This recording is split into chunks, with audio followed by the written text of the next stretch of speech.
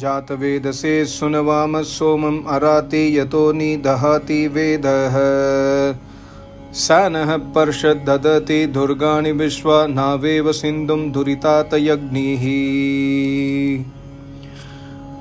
Namaste to all. This is Rigveda first mandal 99th sukta first mantra. Really beautiful meaning this mantra has. We also are glorifying the Almighty God. We are doing the stuti of Almighty God, and also we are praying to Almighty God, and there is a deep advice given by Almighty God in this mantra. First, let's understand Sunavama Jata Veda se Somam. So Jata Vedaha means Almighty God. Jata Vedaha means one who is Lord of all the creatures, one who knows all the creatures, one who pervades all the creation, one who is owner of all the wealths of this universe, and one who possesses all the knowledge of this universe. That's why God is called as Jata Vedaha. But here the mantra says Sunavama Jata Veda se Somam. So Soma has very different meanings in Vedas, different meanings based on the subject matter of the mantra. We have to always go and listen the mantra only from an Acharya. There was a Muslim brother who was asking so many questions that Vedas, why you cannot read by books, etc. I have tried to explain to him, but I have explained in many of my other videos, Vedas are not books. Vedas were never revealed as books by Almighty God. Even today, if somebody attains a Samadhi, God gives the knowledge of Vedas inside the heart of that Rishi, Muni, Yogi, Tapasvi. We can read Vedas by books, but we cannot understand Vedas at all when we read by books. Unless and otherwise we have the fundamental knowledge, unless and otherwise we have listened Vedas from an Acharya who has attained Samadhi, we can never understand Vedas by reading books. We can never understand the inner secrets of each and every words, each and every mantra, unless and otherwise we listen it from an Acharya basically. So Somam in this mantra is, Soma means, let's say, juice extract.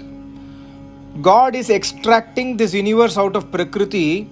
So all the useful worldly riches, whatever we possess our house, we possess property, we possess all other relations, our son, daughter, mother, father, wife, husband, etc., everything comes under the worldly riches we possess. So here we are praying to Almighty God. We are actually submitting our will to Almighty God. Oh God, Sunavama Jata Veda se Somam. We are submitting everything, whatever we possess, to you, Jata Vedaha, O Almighty God. So God is actually teaching us in this mantra that you have to submit everything to me. You have to live life with an attitude of Idan Namama. This is not mine. This is given by Almighty God as a gift to us. This life is given as a gift to us. We should utilize our life towards realization of Almighty God. Whatever we possess, it is only because of the mercy and blessings of Almighty God. So we must always try to place whatever we have in front of God and say that this is not mine. You have given to me and you have every right to take it back. And when you take it back, I will not complain. I will not cry because this was never mine. You just gave it to me out of your own mercy. So, Sunavama Jata Veda se Somam. Everything, whatever we possess, the worldly riches, we are placing in front of you. That means we are living life in such a way that even if you take it away from us, we are not crying, we are not going to worry, because you are there to give everything back to us, and you are there to take care of us. This kind of attitude we should have in our life. And mantra says, Arati yataha ni dahati vedaha. The word Veda also has got several meanings. One of the meaning of the Veda is wealth. Arati means that person who never follows the Vedic rules. He never gives donations to Acharyas, Rishi, Munis, Yogis, Tapasvis. Arati. Arati means one who is a kind of culprit. He does those kind of deeds which are anti-Vedic. He never wants to give anything to anybody else. That means never wants to give anything to a person who is needy. This kind of person is called as Arati. So arati yatah Veda. So God says that in this mantra, God says that the wealth of those people who are arati, ni dahati, God will definitely scorch away all his wealth. God is warning that never be an arati. And also there is a deep prayer in Rigveda mantra, first chapter, 7th mantra, Pratyushtang Rakshaha Pratyushta Aratayah. Oh God, please make us away from these aratis. We don't want to be in company with those people who are frauds, who never wants to serve an acharya, who never wants to donate to acharya, who never wants to help the needy, who are never kind-hearted person. So these people are arati people. These people, they do deeds against Vedas. So we are praying to God in that mantra to be away from those kind of people. And God says in this mantra, Ni dahati, 100% sure, I will scorch away all the wealth of these aratis. Many people will wonder that, see, we are seeing so many politicians, they are aratis. They never donate money to needy poor people. They never go to an acharya to donate money, etc. How they are so happy, so rich, etc. See, we have to understand that karma never loses its address. God will not act immediately. God will always give time, because God will give the rewards based on the karma, or the punishment based on the karma at right point of time. So we have to have 100% trust on Almighty God's words. The karma what we are doing today will definitely get reaped one day in future. So today we should do good karma. So God says, Ni dahati vedaha aratiyataha. The first sentence says, Sunavama jata veda se somam. We are submitting all our wealth to Almighty God, who is jata vedaha, who is the Lord of this universe, who knows everything. We are submitting all our riches to that Almighty God. And God says that never be a arati, because I will scorch away all your wealth if you are an arati. So this is giving a very clear indication that you have to have an acharya in your life. You have to do seva to your acharya. Tan man dhan pran. You should do seva to an acharya, donate to an acharya, whatever is possible by you. Because that acharya normally is a sannyasi. He is living his life because of donations received from others. And he donates more than what he receives. He donates the eternal knowledge of Vedas to his Sishyas. He never expects donation, but donating to an Acharya is our Kartavya Karma as per Manusmriti and Vedas. So if we are not doing service to an Acharya, if we are not doing donation to the needy people, God will scorch away our wealth. This has to be clearly noted.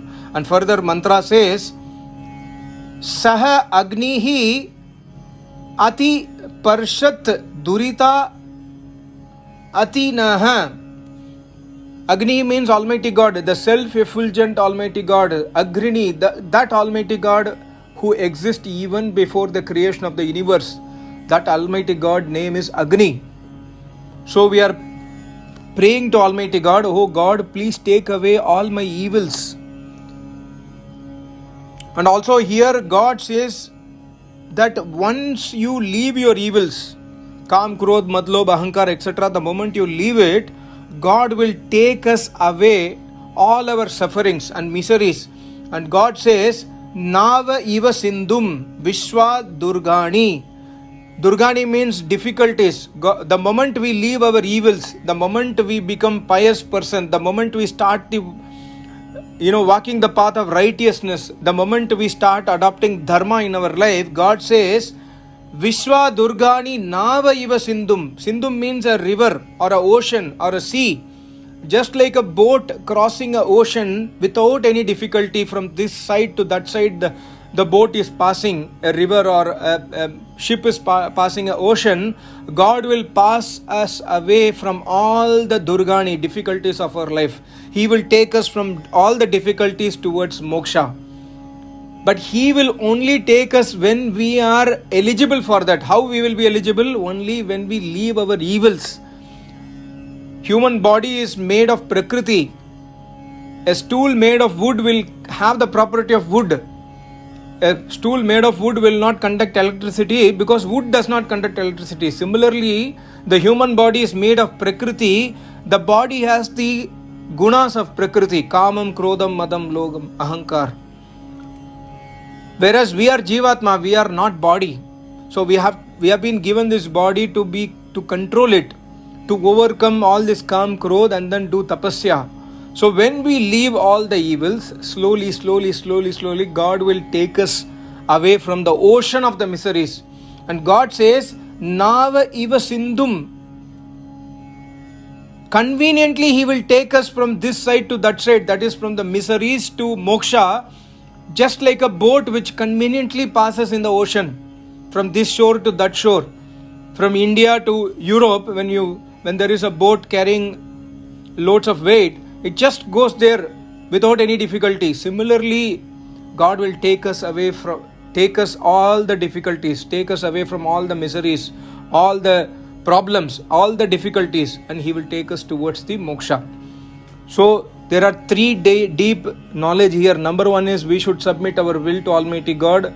We should live life in idan namama. This is not mine. This is yours, Almighty God. I will not question to you the moment I lose something. This is the kind of, trust we should have in Almighty God. This is how we should live life. Number two, God will scorch away all the wealth of aratis. So we should never become aratis. We should always try to see an acharya, serve him, try to donate money, try to donate even food or clothing, whatever is possible, we should do it. This is our Vedic Gurukul Parampara.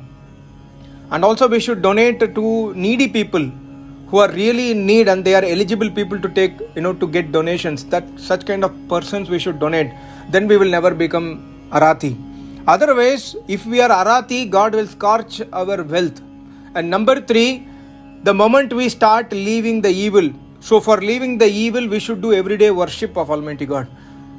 We should understand the quality of Almighty God, that God is seeing us everywhere. We should not commit any kind of sins. We should control our mind. We should control our body. How to control our mind? By doing Ashtanga Yoga Tapasya, by following Yam Niyam Asana Pranayam, etc. How to do Yam Niyam Asana Pranayam? We should go to an Acharya again to learn that knowledge. The moment we start learning Ashtanga Yoga, adopting in our life everyday God's worship, morning and evening, continuously, again and again, one day will come, we will start leaving the evil habits. The moment we start leaving the evil habits, God will start showering His blessings on us. He will take us from difficulties towards moksha. That is a guarantee given in this mantra, Rigveda 1/99/1. I hope you understood. Thank you so much. Namaste. Om.